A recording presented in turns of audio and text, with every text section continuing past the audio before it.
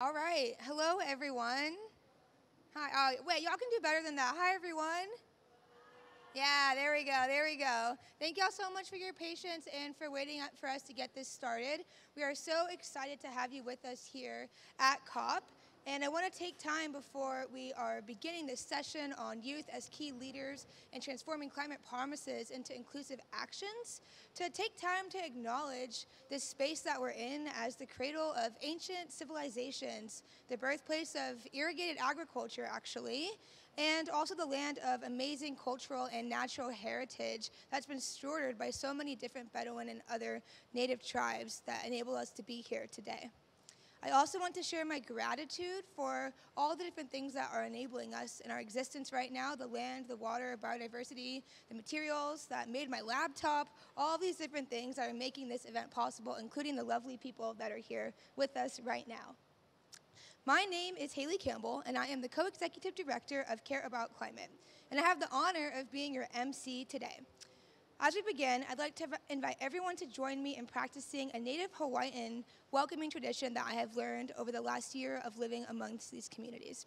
As I mentioned, I'm based in Hawaii, and I've had the fortune of learning from native Hawaiian leaders and practitioners. And something that they've taught me is the importance of bringing people into the space, even when they may not be here. So I invite everyone to take a moment, 10 seconds, to think about someone who you wish was here in this space right now. They could be passed on, they could be younger, older, a sibling, whoever. And just think about who you'd like to bring into this space. Or if you're feeling really excited, you can just shout it out. I'd love to hear from some people. So I'll give us a moment of time.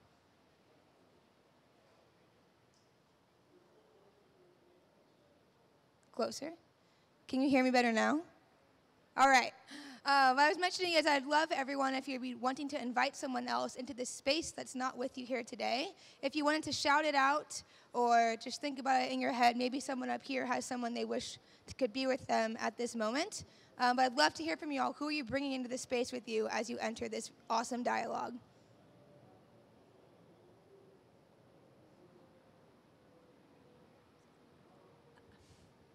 Well, I would love to bring more people from my country, especially those who are in the most affected regions. I'm from Argentina, so we have a lot of communities that are greatly affected and don't have the access nor the resources to be here. So it would be fantastic if their voices could be heard more. Is there anyone in the audience that wants to add? Your dad, your mom, grandma, grandpa, brother, sister, all right. Your sons, yeah, there we go, all right. Your cousin, awesome. Anyone else? Your best friend, yeah, thank you all so much for sharing and taking part in this really amazing tradition that a lot of Native Hawaiian community members are storing and bringing with them everywhere that they go. Again, thank you, everyone. For me, I would just like to bring my grandmother with me here today as someone who I look up to and has really enabled me to be here and the person that I am, and is someone that I can learn from every single day. Now, moving on to why we all came here, and what might be the best side event COP has ever seen. Youth as key leaders in transforming climate promises into inclusive action. Though it looks like a panel discussion, today's session is actually a dialogue, meaning it's just as much about you as it is the people up here on the stage right now. Through our conversations, we hope to highlight the power of youth-led capacity building and education initiatives that facilitate the participation of global youth in climate decision-making spaces and ensuring youth and gender-inclusive NDCs and in climate negotiations.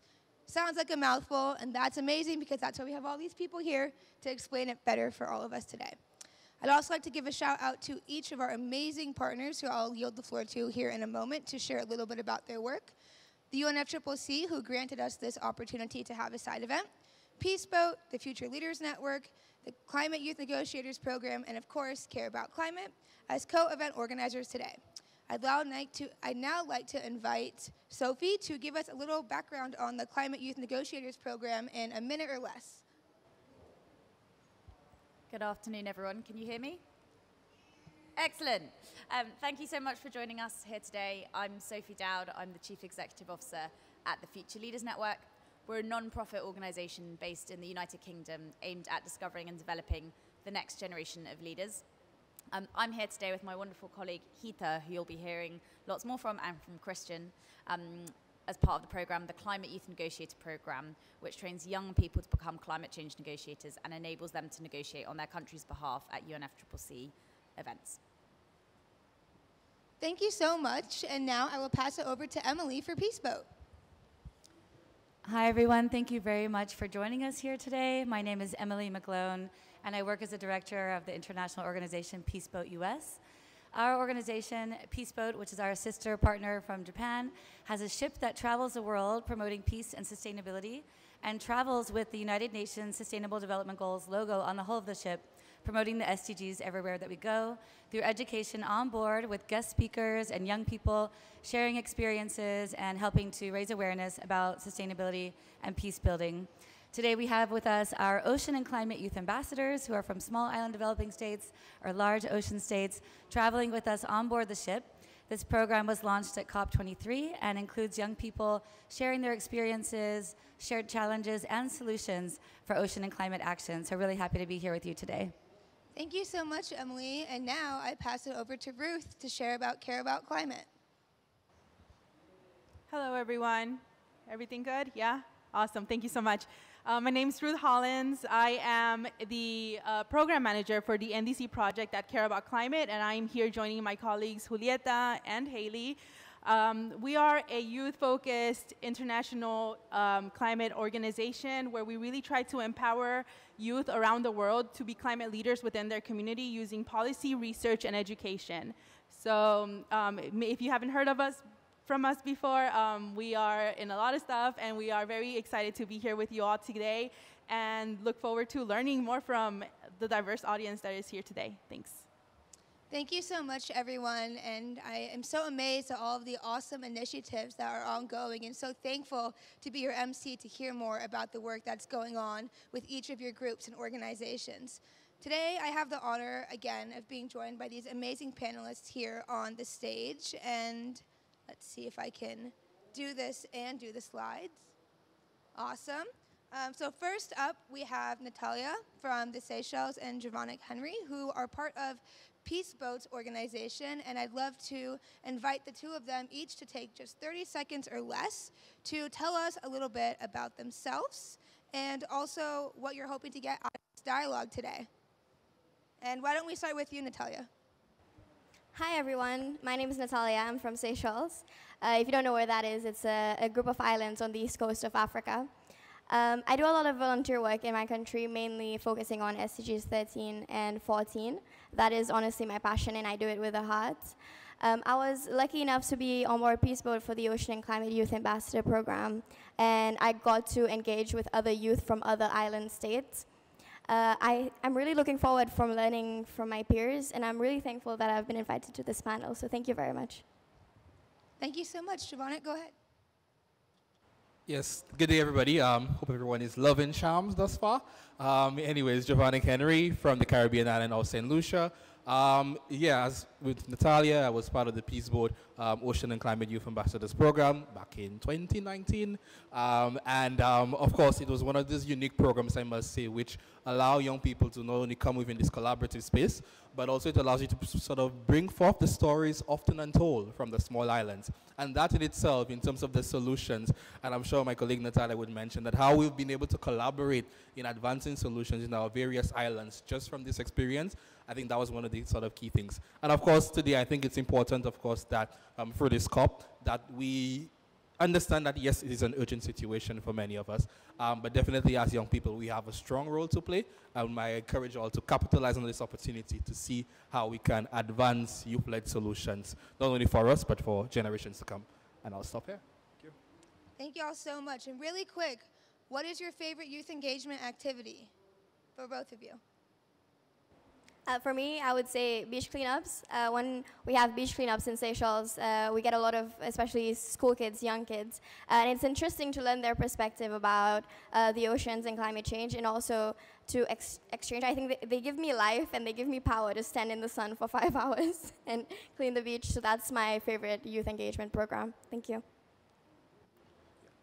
From mine, I think it's more or less anything to do with biodiversity conservation, and we oftentimes go to the forest and so on of the Caribbean, and you begin to learn about the different aspects which we often take for granted, and how our everyday life can affect these species and these things. So I think definitely anything to do with the outdoors and the forest. So of course I invite you all to the Caribbean. Yeah. Thank you. Thank you all so much. Those are really great examples. I now pass it over to Heeta and Christian with the Youth Negotiators Academy. Heeta, why don't we start with you? Thank you, Hailey. Hi, everyone. I am Heeta. I'm from India, and along with Sophie, one of the co-founders of the Youth Negotiators Academy. Our first program is the Climate Youth Negotiator Program, where we've been working with 27 governments from across the world, and we've trained 60 young people who are now part of their delegations and are here at COP27 following negotiations, negotiating on behalf of their national positions. Christian here is one of the negotiators from Peru, and we have quite a few of them in the room and some already out in the negotiations who are around. So if you meet someone who's a young person, it might also be that they're probably part of our cohort. My favorite youth engagement activity is education and capacity building. I also work on education back at home in India with the Climact initiative, where we work with school children, with organizations, entities, corporates, communities, whatever that is, on different educational activities to try and bring climate action from the bottom up as part of the process. Christian. Okay. Good morning to all. Thank you for being here. I'm Christian. I'm part of the Climate Youth Negotiators program, a program that is trained 60 people around the country, around the world, and now we can be in negotiation rooms representing youth and representing our countries as well. So I think I speak for all that we feel a big responsibility for this, and yeah. And also, to present me, I'm an environmental engineer, and that are the three areas I really like, and the intersections, and yeah, thank you. Thank you all so much for sharing. I'm now passing it over to our last two panelists, but certainly not least, Ruth and Julieta from Care About Climate. Again, a little bit about the organization, yourself, your work that you do, and your favorite youth engagement activity. Ruth, over to you. Thanks, Hailey. So like I mentioned, I am with Care About Climate, and I am the program manager for the NDC project, where we really try to give a platform for global youth to give us the recommendations and an analysis, essentially, of their country's climate pledge. We are working on a database to be one of the only, if not the only, subjective NDC analyses out there. There's so many trackers out there, but ours really goes down to the point of what youth really think is going on in their country and what are the recommendations that they have as members of their youth communities basically to the world. I also do a lot of research when I can, and I try to do a little bit of writing as well in different climate themes. My favorite, what was the question? What is your favorite youth engagement activity? Yeah, so my favorite youth engagement activity is actually research. I love reading about what's going on. I like researching and analyzing the different foundations of decision making in the climate space, and also finding ways in which to support youth inclusion in these big spaces. So it's really important to keep reading the policy and reading about the different news around, so that we can be better informed and educated in the process. And my name is Julieta. I'm from Argentina, also part of Care About Climate. I'm not that interesting, so if you care, read. If not, that's cool. But my job here is to make sure that our organization has a successful stay during the COP, and that we just bring the right people to these spaces. And my favorite activity would be protesting, maybe voting. I don't know, anything that has a heart, anything that has soul. I'm there, and yeah. Thank you so much, everyone, for sharing, and again, thank you for being here. Let's give it up for the panelists so far. Nice. So as I mentioned in the opening, this is a dialogue, and to facilitate this dialogue, we have we've created an activity. And this activity basically revolves around a series of statements or questions. If you agree with the statement, you can put your thumbs up like this, like the screen. Or if you disagree with the statement, you can put your thumbs down like this. Or you can really do anything else that gets me your attention for thumbs up. You can stand up, wave an arm, whatever feels comfortable for you to show me that you agree with the statement. You can show me you disagree by just sitting there with your hands in your lap, also an option. So for example, if the statement was, at COP27, countries should prioritize discussions on loss and damage, we might all put our thumbs up, right? Yeah, loss and damage. Okay, great. But if the question was, bananas are the best fruit in the entire world, we might see some changes. Yeah, thumbs up, thumbs down, a mixture. So these questions are meant to be difficult. They're not supposed to be that everyone may agree with them or everyone might disagree, though that might be the case. They're meant to be challenging for you to think about. So really take this banana example in mind when you're thinking about your answer to these questions. So following the statement, I will pass over the mic to a panelist to respond, and then I'll go to somebody in the audience, and then I'll go back to the panel, a little 1-2. So that's how it's going to work. So we'll be hearing from you, and we'll be hearing from the panelists here today, and they may even get a chance to respond to some of the stuff that you're bringing up as well, and how it maybe relates to their work.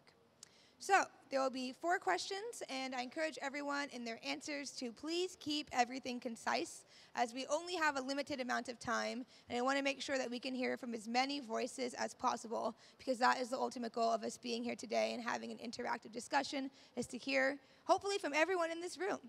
So with that, we'll get started. The very first statement is, young people, there we go, hold on. There we go. All right, young people are adequately included as decision makers on climate change. Thumbs up, thumbs down. And panelists, I'd like to see this from you too. That's why I have the roaming mic. Thumbs down, lots of thumbs down. Any thumbs up in the audience? Anyone? All right, so most people seem to disagree with this statement. First, I'm going to pass it to one of our panelists. Javonik, how do you feel about this statement? Or why do you feel like it's a thumbs down? Well, I think for me it's a bit of in the middle, I would say, if that's allowed. And may I probably respond with a question? How easy was it to get here as a young person? I'm not talking about, logistics and so on, but just how easy was it in terms of to be part of a COP? How easy has it been in the past couple of years? And I'm sure we all have our challenges, right? So I think, I wouldn't say adequately, but we've made progress. When you speak to persons who have been through the process maybe 10 years ago, prior to the Paris Agreement, and the struggles it would be for getting a youth representation on the national delegation compared to now. So we've made progress. However, we live in such a dynamic space within the climate change space, and it is equally important that as young people that we remain actively involved in what I like to call moving the needle in the right directions that will allow us to be increasingly involved. So I think, yes, we have made progress, maybe not to the best, but we're getting there, yeah? Hope I didn't create any controversy. Yeah, I appreciate that answer, because it's nice to see that it could be a lot worse than it is now, even though it can be better, so it's nice to have that perspective. Now, someone in the audience, I'm going to need everyone to put their thumbs up again, thumbs down. I think everyone put thumbs down. I'm going to come to someone on this side first. Put your thumb up so I can indicate that you'd like for me to approach you. Otherwise, I'm just going to pick someone, or thumbs down, rather. Otherwise, I'll just pick someone random. Okay, I saw you. Go ahead. I'd like to agree with Javier's point and just say that as an Alliance of Small Island States fellow, that fellowship started about 9 years ago.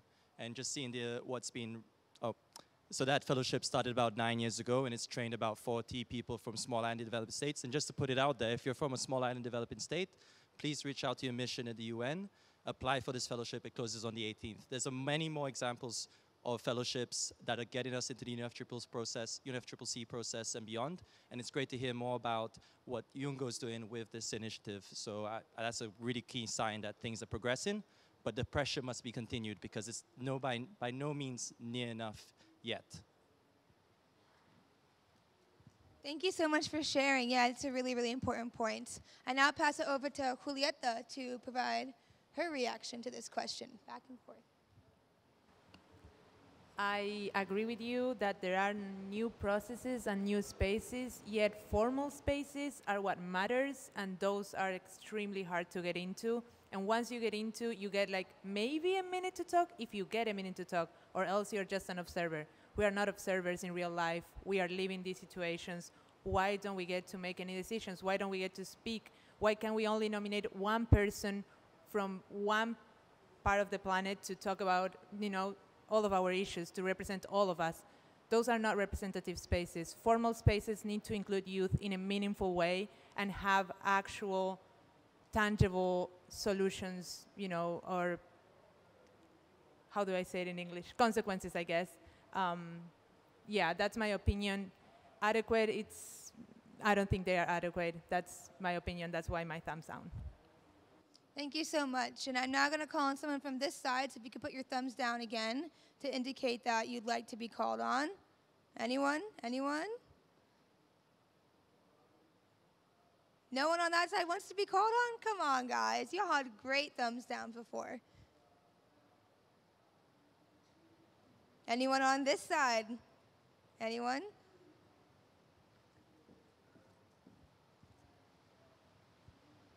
Thank you. Yeah, when I think about decision making and climate change, we have to think about what decisions have been made. And so far, decisions have been made that completely jeopardize our future. Our future is not livable with the way that the nationally determined contributions are written right now. 99% of coral reefs will disappear.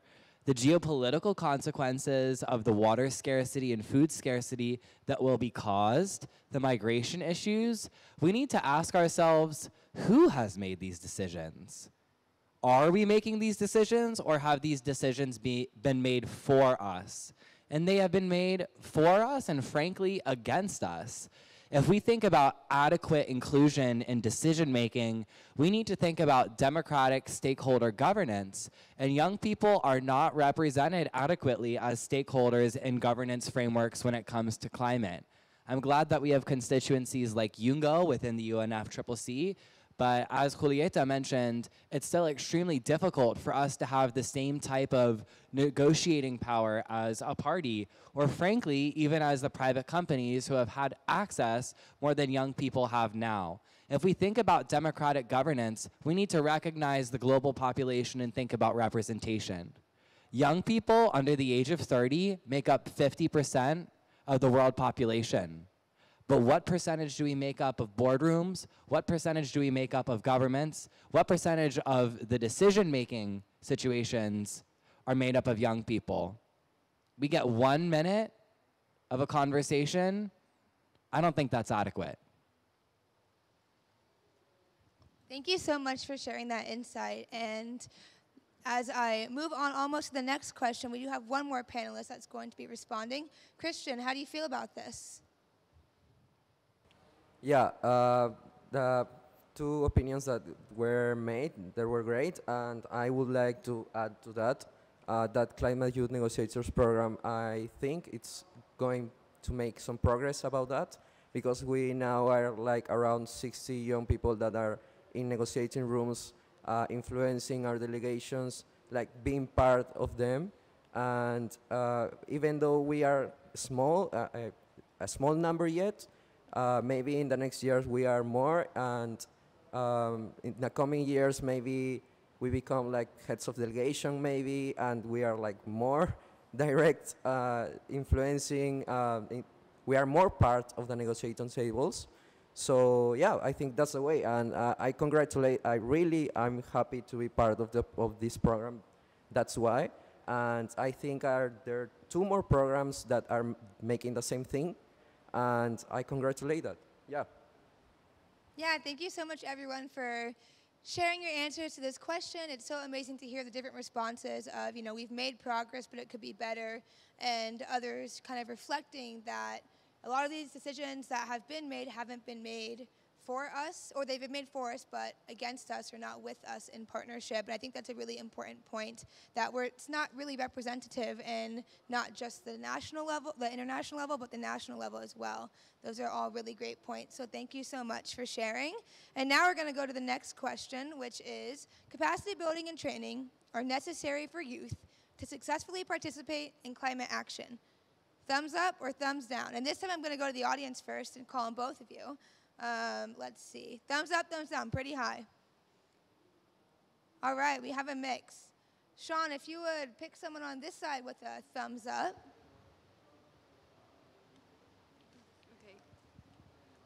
Thank you. Yes, I believe it's important because all these UN processes are quite complex or very, very complex. So to dive in this world led by adults and by people that speak a lot of technical language and to put all our passion to translate it into these technical conversations, we need to be very well trained. And I'm also part of the Climate Youth Negotiators program, just like Christian. And I also want to echo his comments and thank the Climate Youth Negotiator program because they did an amazing job in training us and in bringing people that were very, very experienced on this, on the different topics, loss and damage, adaptation, mitigation, financing, to train us very well and to be more confident when we are there at the negotiating rooms. Yeah, thank you so much for sharing. And can the audience raise their hands again? Agree, disagree? Ooh, I see some disagrees. Let's see. This side. I see your thumb, but this mic is supposed to stay on this side of the room, so if you would mind coming over here. The mic has to stay on this side, but I'd love to hear from you. I've never heard about that before. So one of the things about being youth is that we're always told that we're always frowned upon about being in the room because we're not educated enough. We are not, we are just a little bit closer. Oh my goodness, I am so sorry. So I guess I'll start again. At least growing up, I always had the feeling of this phase from every single adult because I was not educated enough and I was just such a stupid child. And I don't, the reason why I just disagree is that I don't think that's justified. I believe that people who have a unique experience have the right to be in the room regardless or not if they have the adequate training. And as someone who's disabled, how do I explain this? There are so many barriers to people who deserve to be in the room the most, and it shouldn't be up for us to get training. We should deserve to be there regardless or not if we have the adequate training to be in these spaces. Yeah, thank you so much for highlighting how as important as capacity building and training may be, it's also about accessibility and invitations and being a part of these spaces in the first place to be able to have the opportunity to participate a lot of times. It's a really important point, so thank you so much for sharing. I'm now going to pass it to our panelists. First, I'd like to go to Heeta. Sorry. We'll wait for the plane.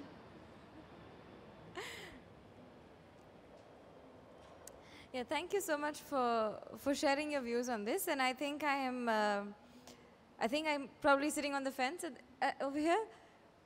When you come to spaces like these, when you come to negotiations, I think absolutely capacity building training. Without that, it's very easy to get lost, to feel like you don't know what's going on, to just spend a lot of your time figuring what's going on. But in general, if you talk about climate action back at home, or no matter what kind of action you want to take on the ground, I think maybe you need some sort of training or capacity building, but not necessarily, depending on what it is. And I think I completely agree with what you just mentioned. People come with lived experiences, they come with certain knowledge, they come with certain, they've lived through certain climate disasters, or they have certain traditional knowledge, indigenous knowledge. And those definitely do not need training. Those definitely just need to be lived. They need to be taught, in fact, need to be taught to the rest of the world. So I think there are two sides of when we talk about capacity building and training, but I definitely think it is necessary when we want to engage in sort of more policy spaces, multilateral spaces, more sort of specified or sort of specific areas of climate action. But in general, to work on the grassroots, I think it's definitely people who have the lived experiences who can definitely take the lead without any sort of formal training of any sort. Yeah, thank you so much for sharing. And we'll also hear from Julieta on this question. Again? Oh, wow. I sort of disagree with the statement. I think that cultural experiences, knowledge, and just generational wounds are just as important as training. I do agree that in some spaces training is necessary, but we can't gatekeep climate change. We can't gatekeep these spaces. If we know that somebody isn't trained well enough for a negotiation, maybe we can lend a hand, but we cannot keep them out. And in terms of climate action, you do not have to be an expert on anything. If you just feel like it's a necessary, like it's an important cause, you can go out and protest or do whatever you can in whatever way you can. There's no knowledge needed for it. So on the fence again. Yeah, thank you so much. And I think those are really good points, right? On one hand, we have, maybe if you are a negotiator, it's really important to have training because it's very complex and technical. On the other hand, to be a part of climate action doesn't necessarily require training because it's a lived experience that people are feeling every single day. So maybe the context is what training capacity building is helpful or not in this situation and in this question. And now we're going to go on to our third question, which is international climate conferences, such as COPs, are making a difference. Yes or no? On the fence, you can give me a side. You can give me a side. Raise it high because I can't see y'all that well if you're like this. All right. Gonna go over to the back here. Really making me walk far.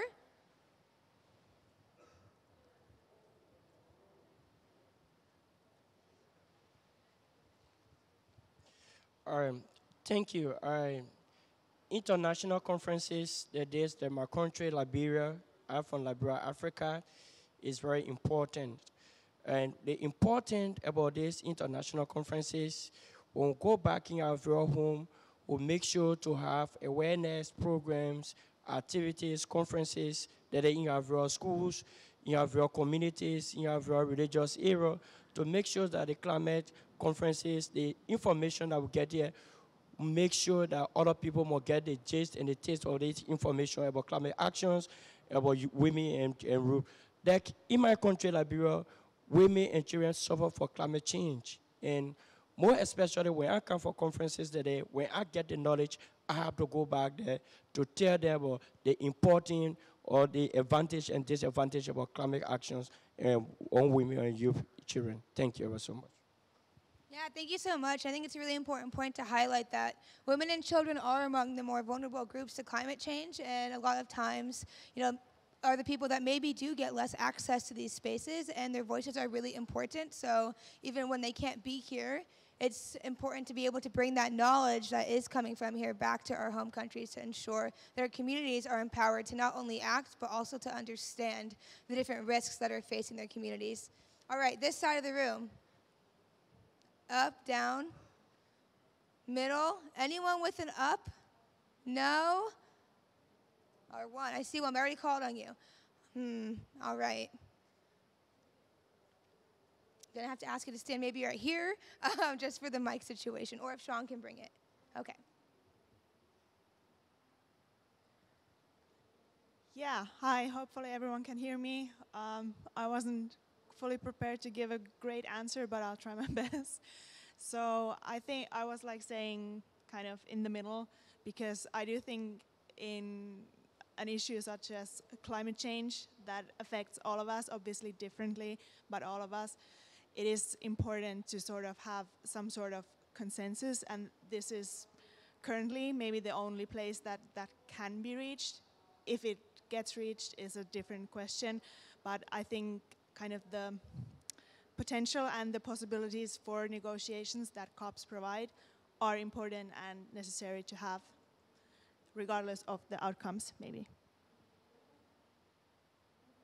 Yeah, that was a great answer. You sound like you were very prepared, been preparing for weeks. And I think it's really important what you're saying is sometimes we need a lot of different things at different levels to make sure that we can coordinate all the different complexities of our life together in one.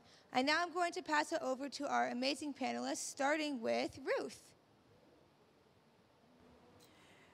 Yeah, so I'm a bit in the fence about this one. I think high-level conferences like COP and even like lower-level conferences like others it can really be a place for us to be represented, join, be part of the negotiations, show that we are committed to this movement and we are working really hard for intergenerational support. However, we can't escape greenwashing, we can't escape tokenism, and that's really where the problems start to begin. We often see this, maybe you haven't yet, but if you really pay attention, you can see how some organizations do use youth to spread a message that isn't necessarily, you know, to the advantage of our movement, of what we need to survive and what we need to, you know, for our future generations. So it's a kind of a love-hate, you know, relationship that I have between conferences and the youth movement. But you know, as long as we keep applying the pressure and, you know, actually showing up, you are making a difference. So this isn't to discourage you from attending these events or like raising your hand or speaking up. That is what matters, and that is what you should be doing to keep getting your voice heard in the movement. Thank you so much, Ruth. Yeah, I think it's a really important point that history truly is made by people who are in the room. And sometimes when you're not there, your only option is to use your voice and speak up and manage up so that you can be present in these spaces. And I think that's a really important point. I'm now going to pass it over to Nathalia. Thank you. I think I have arguments on both sides of this. For some countries, the International Climate Change conferences such as COP is one of the very few platforms we have to really voice out on the issues happening in our country and to try and find a middle ground with other countries. And I think we need to break this sentence down when it says making a difference, because there has been a difference between the previous COPs and this COP. So we have seen progress, but are we just coming to these COPs to reiterate what we said last year? That's another question. But at the same time, I think I would stand in the middle of this because it has started up a conversation. There have been more conversations about this. Now, like maybe 15 years ago, you would mention COP to somebody, to the average person. They wouldn't know what a COP is. Nowadays, somebody can tell you briefly that COP is a climate change conference. So I would say that it has made a difference. And I will really emphasize on this point that it's one of the very few and limited platforms that countries that are really suffering from the impacts of climate change. This is one of the very limited platforms we have, and we have to make the most of it. The results might not be successful or in our favor in the end, which is why I would firmly stand in the middle of this question. Thank you so much. It's a really important point that these types of events and conferences, although they are inaccessible to a lot of people, for those that are able to be here, especially from more vulnerable places like small islands, for example, this is their chance to get their voices heard on the international stage and to really stand up for what's needed to ensure that we are trying to reach that 1.5 degree goal. So thank you so much for highlighting that. It's really important. And I believe the next person is Christian. Love to hear from you on this question. Yeah, I think the first person that say a word that describes for me very well the COP is potential. So I think COP has the potential to make change, to create really a change for the people that are suffering now for the affection of climate change, but it's not doing that yet. So yeah, I think that COP needs to internalize more, and all the people that are in the negotiating room, that we need urgent action. We need all the things that make able the countries to, for example, implement their NAPs. Mainly finance, but also technology and capacity building. So yeah, I leave that with the potential, and with that, COP need to internalize that we need urgent action. Yeah, I think that's really important. And for a quick lingo check, NAPs stand for National Adaptation Plan. So if you're wondering what that is, those are what those are. And I think it's a really important point that these COPs aren't just about mitigation, they're also about adaptation, finance, and other elements that are essential for ensuring people have a space to live in the future and also to safeguard our futures, our cultures, biodiversity, etc. That is really important and integral to our lives. So I really appreciate you bringing up that important element that this is one of the few places that adaptation and other work streams are also elevated. So thank you so much for sharing that. Now on to the last question that we have for everyone here today. A country can address the climate crisis without having an ambitious NDC. Thumbs up, thumbs down, panelists, I'm looking at you too. Sideways, up, down, sideways. All right. And Hailey, maybe you can tell everybody what's NDC. Great question. You're lingo checking me. Appreciate that. All right. NDCs are nationally determined contributions, and these are countries' commitments to tackling the climate crisis in short. They usually explain their mitigation reduction goals. For example, by 2030, the United States goal is to reduce their emissions by 50%. It's something like that. Not ambitious enough, side note. But those are what NDCs are, and nowadays they're also including things like adaptation, finance. A lot of the least developed countries also include notes for finance and capacity building and technology transfer needed to achieve NDCs, things like that. So they really are the catch-all, kitchen sink, big document that countries are submitting and are meant to communicate what it is that they're doing or what they're needing in order to tackle the climate crisis. NDCs. Any clarifying questions really quick on that? All right. Okay, hi. Yeah, so I disagree with saying like a country can address the climate crisis without having ambitious NDCs. So the first thing really is that out of practical experience, because in other countries, like we've seen it happen. You know, we've seen governments respond to concerns by saying, oh, but it's not in our NDC. And then this happened at COP26, and then and that's why we're doing a lot of the global stocktake now, because countries are waiting for 2 or 3 more COPs before they can update their NDCs. So actually now is like the best time really for CSOs and NGOs and international cooperation really for trying to drive up that ambition. So really, it's not really a question about whether we can address it. What we're really asking at the end of the day is, how can we all work together for an ambitious NDC, one that has gender equity, that includes young people's voices, and really scaling up the commitments for adaptation and loss and damage. Yeah, thank you so much. I really appreciate that perspective. And I'd love to jump to somebody else in the audience, if you could do the up, sideways, down, one more time.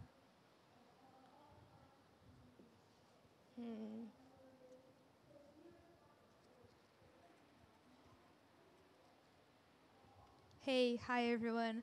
So I don't agree or either disagree, because I think that sometimes an ambitious NDC is not enough for action, because we can really draft or really commit with an NDC that's so nice, but in the end of the day we don't have details enough and we don't have practical actions enough.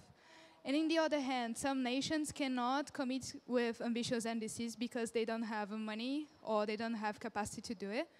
So sometimes we need to take this sentence and take relativity to where we are coming from and who we are addressing. Thank you. Yeah, thank you so much for sharing that perspective. It really is about the different capacities and locations and spaces and histories even of different countries and their ability to have ambitious NDCs is a really important point. I'm now going to pass the floor over to our panelists. And our first panelist I'm going to pass it to is Giovanni. Please share your thoughts. Yeah, in brief, well, I mean, let's look at it 2 ways. If you're not going to have ambitious NDCs, well, right now, essentially, if you're going to, maybe on a side note, commit largely to loss and damage financing, and I think, you know, It's not the best, but at the same time, yeah, if you're not going to have ambitious NDCs, then we need loss and damage financing, plain and simple. And of course, even from my case, may I just add that up to Sunday, half of my island was currently underwater with less than a couple of hours, flash floods. And now we need to go back into the same international community for help. So we can put in a strong case here. But I think, yeah, it's a case where, of course, we all want ambitious NDCs, but not just the commitments. But I think what's important at this stage is that beyond just the pledges and we're going to do this and do this, but actual implementation. So put it plain and simple, yes, the ambitious ones are nice, but you can do you don't need to do what's on paper if you're going to do what is excellent. I'm just putting it that way. So forget it if you're not going to have ambitious ones, but just deliver, plain and simple, yeah? Yeah, that's a really, really good point, right? These, at the end of the day, are just commitments, and it's really how you're taking that next step and moving towards implementation. Whether you have an ambitious NDC or not, that matters in order to tackle the climate crisis. It's a really good point. I'm now going to pass it over to Heeta. Yeah, I think I'm also a little bit on the fence, and I completely agree with what you've said. No matter what is in the NDC, at the end of the day, it really needs to result in action on the ground.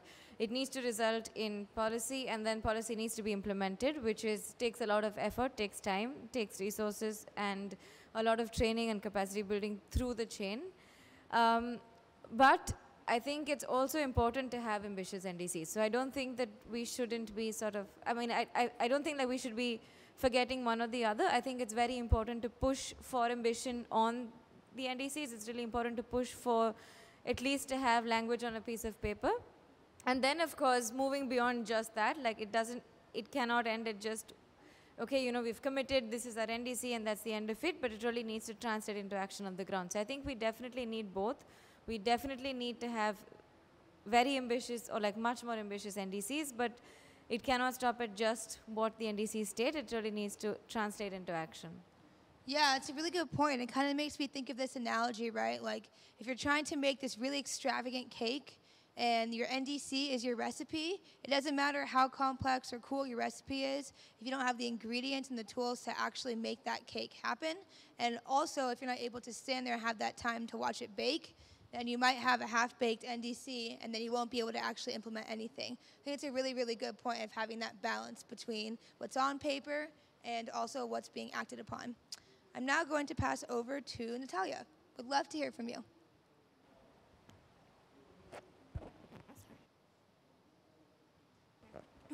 I think the fact that a country would even recognize that they need to have NDCs shows a lot. So I don't think that a country that doesn't have any NDCs would even make the volunteer efforts to even try and solve the climate crisis. So I think it is important to have ambitious NDCs, and I agree with my other peers as well.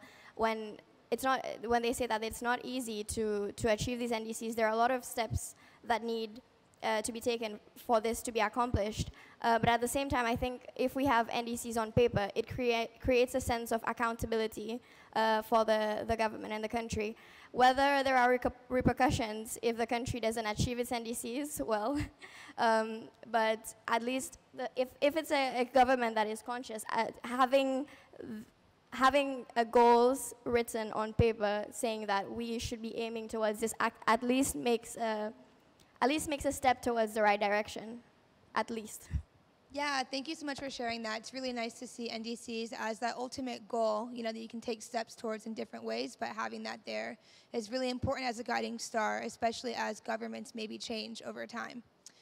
And to bring it home on the panel, we have Ruth. Would love to hear your thoughts on this question. Yeah, thank you. So I feel a bit lukewarm about this statement just because I don't think a country can address the climate crisis without having ambitious NDC. I think that is very possible. A lot of countries, if any of you have been to all the pavilions here, there's a lot of countries that aren't even represented here this year, right? So that's really unfortunate. So we can't really ask these questions. I do agree with my colleagues that NDCs do provide accountability and they do provide transparency too. A lot of us have families from different countries are heavily vested in other regions.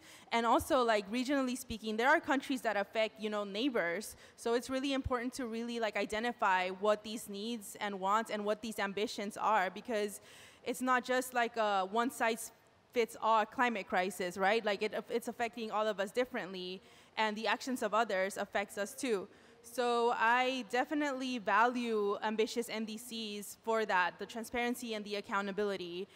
On the other side, a country is well within its means to address the climate crisis without ambitious NDCs. You know, there are many stakeholders in these countries who might have already been implementing different campaigns and policies that are helping their environment, and that's, you know, outstanding. It's not always going to be reported, but that's okay as long as that difference is being made in those communities, especially like for grassroots and then local communities, indigenous communities who really depend on each other to succeed and thrive in these environments.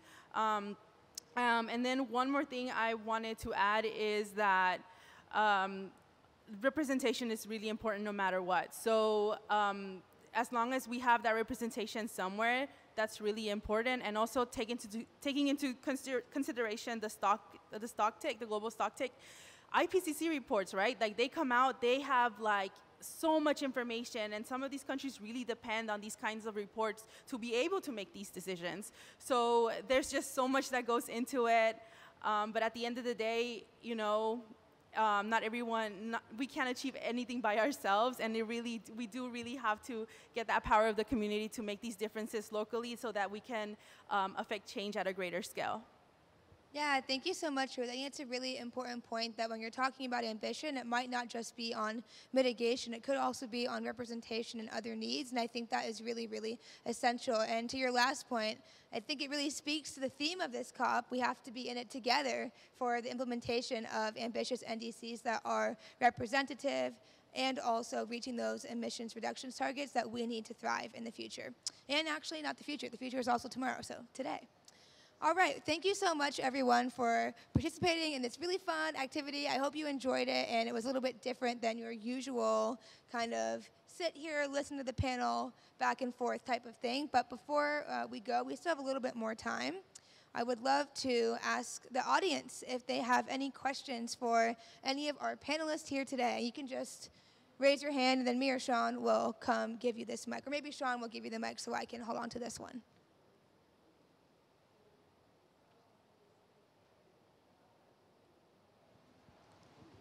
We have plenty of time. If y'all keep the questions short, we'll have time to get to all of you. Yeah, hi again.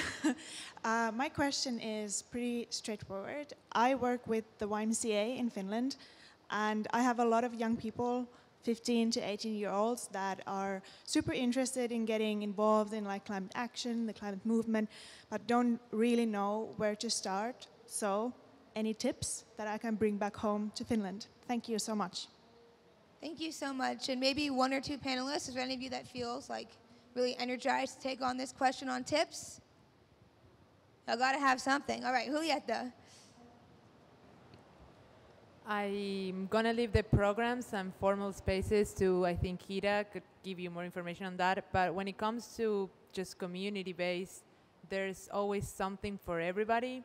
So opening the spaces, even in Yango, for example, if you like fashion, there's a working group on fashion and climate, and just finding your niche and finding your people. It doesn't have to be solely focused on climate. It could be climate and education, climate and gender, climate and water. Whatever you decide, I think community-based work is a great place to start, especially when you're a young person, because looking at the UNFCCC could be extremely scary and overwhelming. So I love community-based. I volunteer at gardens, so that's my jam. I would say start there. Yeah, that's really good advice. Kind of start with what you care about in your community and then go from there. Is there anyone else wants to add? I think one thing which I can share even from my experience is that from a young age, you try to identify what is the prevailing need within your community. Because at the end of the day, climate action has to sort of go down to sort of how do you impact lives. And you identify this need. So whether it is that you recognize that there is an issue, I'm just using practical examples, with plastic pollution. Maybe there's an issue with, I don't know, energy emissions or whatever. But you identify And it can be done quite basically. Identify what is the need within your community, because what this does is that it will provide you with this platform where you can mobilize people within your community. You can also identify perhaps there are other organizations who are already actively involved in tackling this issue, and then you can integrate yourself within these organizations. So it's about, yeah, identifying the sort of challenge from a community level, seeing what organizations are there. If not, then that is sort of a platform where you can actually start something new. And I think from there you begin to grow beyond the community, the national level, regional, and of course on the multilateral level. Yeah? Yeah, thank you so much for sharing. These are both really great tips. I hope everyone's taking notes. But for now, I'd love to hear from another person. I think I saw you in the yellow. Yes.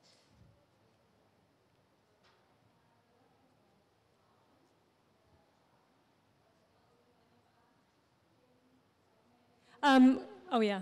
I've been sitting in some of the global stocktake technical dialogues, and I haven't seen or heard many youth views or perspectives represented. So I wondered if any of you are listening in, going to those, putting in your perspectives or your organizations, or you plan to. It would be good to see them there.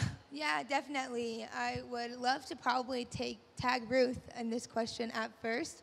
But I think it's more about what is also your perspective on the global stocktake if you're not currently in the room now. How do you feel about it, and what do you think should? Okay, that is a great observation. I have made the same observation.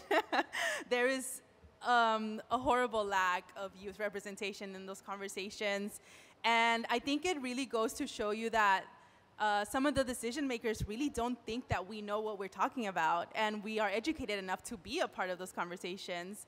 And so I think Youngo might have a working group that's involved in something around that, but as someone who leads like NDC efforts and is trying to build education around the global stocktake and its importance, all I can say is that I do hope that there is more representation there in the future. I know that, in the past, this working group didn't even exist yet, so at least we're making some strides there. But because of the amount of research and the amount of process that goes into it, I really do believe that there needs to be more youth implementation, especially as we grow and age in the movement, because we're not going to be 17, 20 forever. So it's really important to be addressing how these different changes and all these research that is collected really affects us, but also the representation. Something fun that I learned is that in the IPCC report, for example, the representation of women has increased to 33% in the last 10 years. So it used to be at 8%. So we are paying attention, and I think that's something that we should all remember. Look at these things, pay attention, recognize what's going on, and speak up and talk about it. Use your social media, use your grassroots, use your organizations to bring light to these different issues and these needs that are definitely there and very transparently there.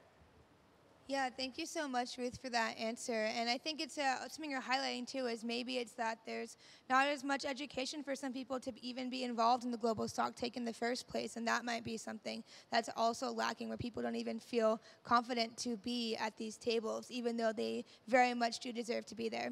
I'm going to take you in the front here.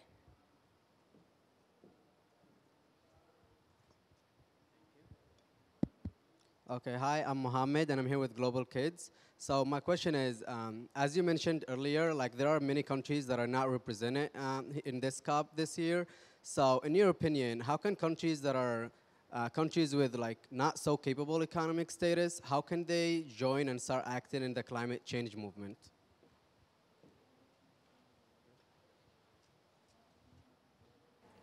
Yeah, I would love to answer the questions, but I didn't understand very well. I'm not a native speaker English, so can you repeat the question, please?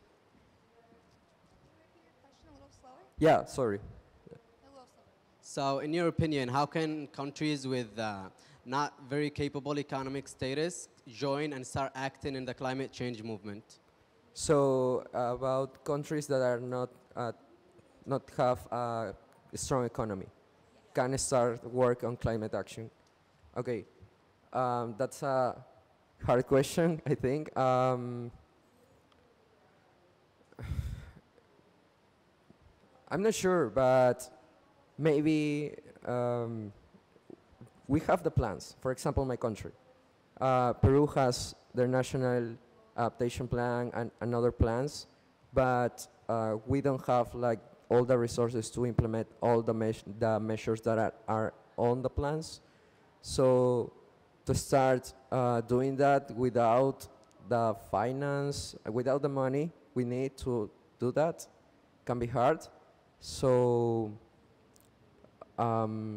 yeah, maybe through thinking ways that are not as money requirement as the measures that are in the plans. For example, I worked sometime in water-related teams to climate change in Lima, back in the capital.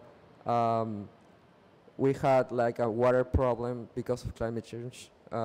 It's reducing every year a little the water that is coming to the city.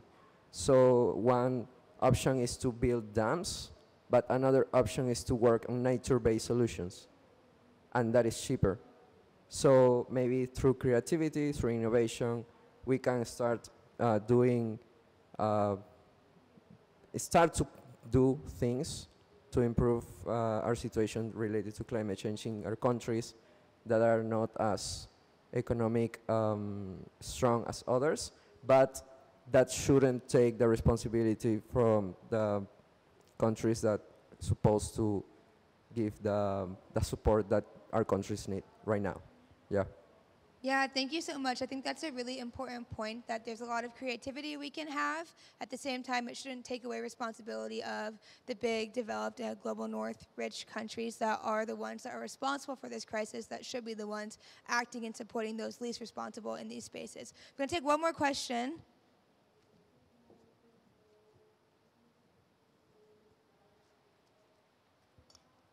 Hello, thank you everybody. So we talked a lot about representation and how you want to be in the room, but as well as representation, we want to be heard and we want to be fully understood. And this is something that I'm investigating here at COP. So I want to ask to you all, how would you define youth influence, and how do you see it being represented here at COP? There's no right answer for this, by the way. Heeta? Thank you. I absolutely love that question. I've been part of the global youth movement for a long time now, coming to various different UN conferences. And youth influence can look different in different ways, right? One is to really try and see, which basically takes us back to a few questions where we're talking about training and capacity building. You can, in a process like this, in a process like COP, it is only or rather it's easier to engage meaningfully if you understand what the process looks like. If you understand what the situation is, what the historic sort of, at least not necessarily very historic, but what the latest conversation has been at, and where you can influence correctly in that process. So lobbying, trying to understand what are the position points, what are the countries that can take in certain position points for you. But at the same time, we also need to go beyond lobbying. So we need to have young people in the decision-making spaces. We need to have youth in the delegations that can take these points themselves, that can already work months in advance, speak with young people from their countries, understand what this is like, and take this when they have their national delegations and their positions are being formed already before they come to COP.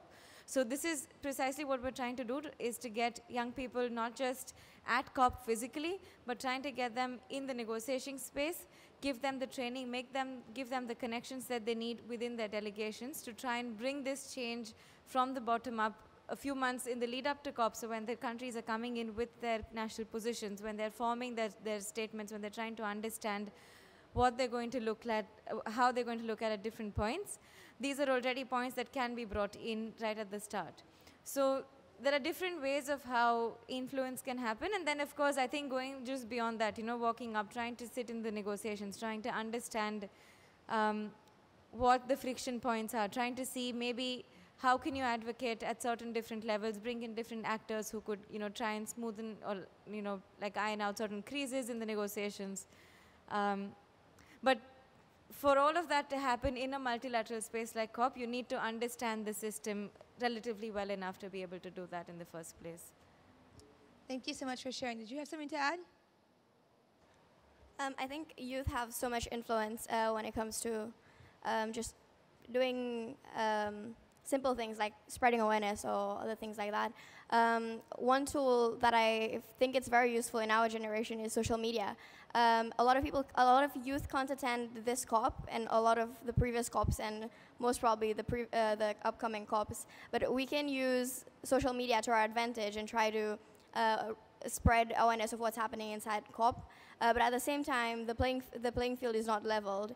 It's extremely hard to have youth, especially youth, attend conferences such as COP27. I mean, back home in Seychelles, there are so many brilliant minds that I would have loved to be part of the negotiations or to be part of COP and its events. But there are so many barriers for youth, I think, and funding, networking. These are very these are common problems that youth have across the globe, I think. Thank you so much, and thanks everyone. We don't have any more time for questions, sadly, but if you do have any questions, we will be around afterwards. We'll probably go outside, though, as I think there's another group that has the space for their side of it. We want to make sure that they have adequate time to prepare and do the things that they need to do, so catch us outside. But before we get to do that, I would like to pass it to each organization just to give us a quick 2-minute overview of the work they're doing now and how you all here can get involved and be a part of that. Emily, over to you. Great. Thank you so much, Hailey, and thank you to our panelists today, and thank you for all of the audience participation. It's really great to have these conversations and have a more open dialogue, especially about youth participation at COP, and so proud of all the young people who are here today. So round of applause for everybody who's here in the room. Thank you all. So we have a couple of images here on the screen about Peace Boat, and I just wanted to share a little bit more about our work. On the left-hand side, you will see our Ocean and Climate Youth Ambassador Program. I mentioned earlier that this is specifically for young people, especially coming from small island developing states or large ocean states, who are sailing with us on board the Peace Boat, traveling with us, raising awareness about the United Nations Sustainable Development Goals and how they're confronting ocean degradation and climate change, as they're really the ones on the front lines. And so these island leaders, as we have here Nathalia and Giovannik, who were with us on the Peace Boat in 2019, are also meeting with United Nations delegates and helping to share their message and solutions for ocean and climate action. This program was started at COP23 and continues today, and you can see here that as we have 2 young people from this program on board the ship that are here on the stage, it also continues beyond the borders of Peace Boat. On the right-hand side, you'll see our ship. That is the Pacific World. This will be our new ship that is going to be traveling the world starting in April 2023 for our next global voyage, visiting more than 20 countries as we travel the world with guest speakers and young people on board. And we are also announcing our next Youth for the SDGs, or the UN Sustainable Development Goals scholarship program for young people ages 18 to 30. So we encourage everyone here to apply. And last but not least, we also have guest speakers and experts who come on board and exchange their ideas and solutions with us. So we expect all of our young people to also have a chance to have a seat at the table. So we have some photos here also from the United Nations. And the next slide introduces Peace Boat's EcoShip. This will be a transformational program on board the ship, raising awareness for the UN SDGs as we travel the world, but it will also embody the message of sustainability through the ship itself. We will have onboard programs, green exhibitions, and green technology showcasing solar and wind power, which will reduce our CO2 by more than 30% for this 2,000+ person passenger ship that will be traveling the world on our global voyages. And we really hope that this will be a game changer for the maritime industry and also the vessel of our future programs. This year also, because this is the African COP, we are announcing our next youth program with African youth on board the Peace Boat during our upcoming global voyages. And we just really look forward to having all of you come on board and to transforming the maritime industry and decarbonization together. So thank you very much. Yeah, thank you so much. Yeah, give it a round of applause. And if you want to follow everyone on Instagram, don't worry, the links are coming, so you can stay up to date on all these amazing things. But for now, I'll pass it over to Sophie. Okay, cool. The Youth Negotiators Academy. Thanks, everyone. Again, thanks so much to all of the speakers here today, and thank you all as the audience. So from the Future Leaders Network and the Youth Negotiators Academy, we've had one of our youth negotiators up here, but we have 54 other youth negotiators here at COP, representing 27 countries in the negotiations. So whatever country you come from, come find us. We're wearing Youth Negotiator Academy pins. Come speak to us about whether we have a young negotiator from your country. If we do, we'll connect you. And it would be great for you to get an experience and an insight as to what it's like to be a negotiator as part of the negotiations and maybe have your say in them. But also, if we don't have a negotiator from your country, we'd love to set one up. So please come and connect with us, and we'd love to work with you, to work with your government so we can have young negotiators from there. Next year, we hope to have young negotiators from in other Rio conventions, including biodiversity and desertification. So watch this space for those. But on the whole, go and support your young negotiators. They are your voice in those negotiations. They want to represent your views, and the best way to do that is to connect with them. And last but not least, do connect with our observer organization, our observer delegation. The Future Leaders Network also has one of them, and they represent young people's views from the United Kingdom. Thank you very much. Woo, give it up. All right, thank you so much for sharing about the Youth Negotiators Academy. I'm gonna bring us home here about Care About Climate. We have a couple of awesome QR codes here, and some of the things that we have that are coming up in the next year are, one, first of all, please help our campaign for We Don't Have Time. This link right here, this is a pitching competition where we have the opportunity to increase partnerships and funding for our work to be able to extend even further so that we can advance a lot of our projects that I'm about to tell you right now, which you can also be involved in, so it can benefit you too. First of all, we have our Climate Academy, which is the top link here in the QR code. And Climate Academy is providing a new training on COP for any person. It is geared a little bit towards young people, but anyone can benefit from it to understand what is COP, what is the UNFCCC, and how can you be an advocate here. And it's really important, that last point, because it's not just the normal trainings that are saying, you know, COP, countries come together, parties negotiate, here's how it happens. There's trainings on how to read negotiation text, and trainings on why it's important to include young people, and videos from partners on why loss and damage is really important, especially for this COP. And I see a couple people who helped submit videos here in the audience. Shout out to you. Thank you so much for submitting your videos, and other things like oceans, right? There's so many different things and videos that are created by a bunch of young leaders around the world who have put together this training, and a lot of people here who have utilized this training and found it really, really useful. So would love to see you a part of this training in the next year. And it will also have specific things on COP28 in terms of the lay of the land, the convention center, all these other things coming up. The last thing is our NDC Equity Tracker, which Ruth is the leader of. Shout out to Ruth. And she mentioned it a little bit briefly here, but this is one of the only youth and gender analyses of NDCs in which individuals from their specific country gets paired with another mentor from their country for a chance to learn about their NDC, understand what that means, and then look at it and decide, is our young people and our women and girls being included adequately? Are they represented? Are they being implemented with these groups in mind or not? And either way, they're able to give recommendations for how they would like to see things improved. So this link here is our website to the currently completed analyses. By the end of COP, we hope to have our next upload of them complete, and so you'll see about 45 different analyses on there. And if you don't see your country, please definitely reach out to us, as we'd love to have you in our next round of analyses. And as a final note on that, you're also allowed to analyze one topic of your choice, whether that's oceans, civil society, indigenous peoples, etc. We really want to give young people the agency to analyze their NDC from the perspective that's meaningful to them. Those are a couple of things that we're working on at Care About Climate, and we'd love for you to join us. And as I wrap it up here, oh, the Futures Leader Network. Sorry, I didn't realize there was a slide. I'm so sorry. But fortunately, we do have all of our Instagrams, Facebooks, social medias, Twitters, etc. here. You can find all of us this way. If you'd like to email us, I encourage everyone to DM us on social media first, and we can drop you our emails. But this is the best way to get in contact with all of us, and we hope that you will follow all of us there. And again, before we go, I do want to give a quick shout out to the Climate Clock.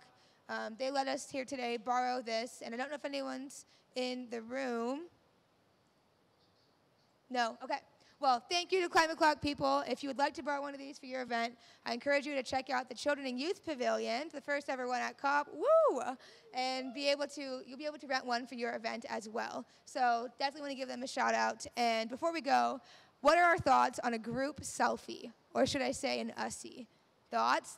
Yes? Can I borrow your phone?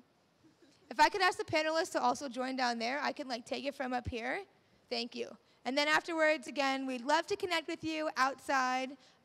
Yeah, thank you so much for coming. If you'd like to be in the USSI, group up around this center area because I don't really know how much I can get in this camera. If not, yeah, you're free to go. Do your thing. I hope you have a great week at COP. And if you're interested in more about Care About Climate or other events, please follow these social medias as we all have a couple other events going on throughout COP. All right. Thank you, everybody. Thank you very much. Please come on up and take a photo. We have Global Kids here in the front. We have Sustainable Ocean Alliance. We have our partners Guys, look how from cute all the this organizations. is. Come on up and get in the photo with us.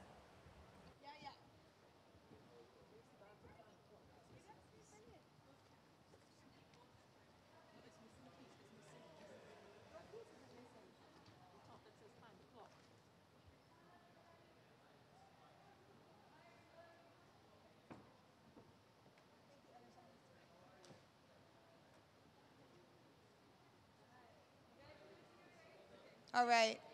Guys, if you can't see me, I can't see you.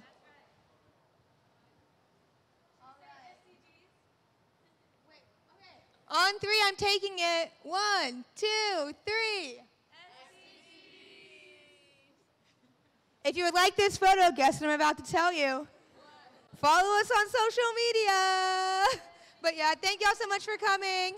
Panelists, if you could sit back up here real quick, I'd love to also take one more photo of y'all.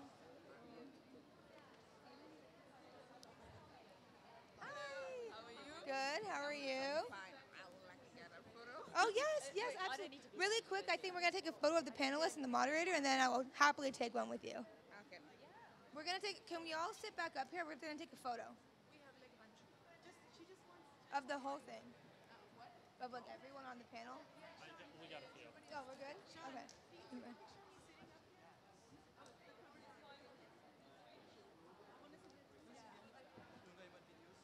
Oh, nice. I think it's good now.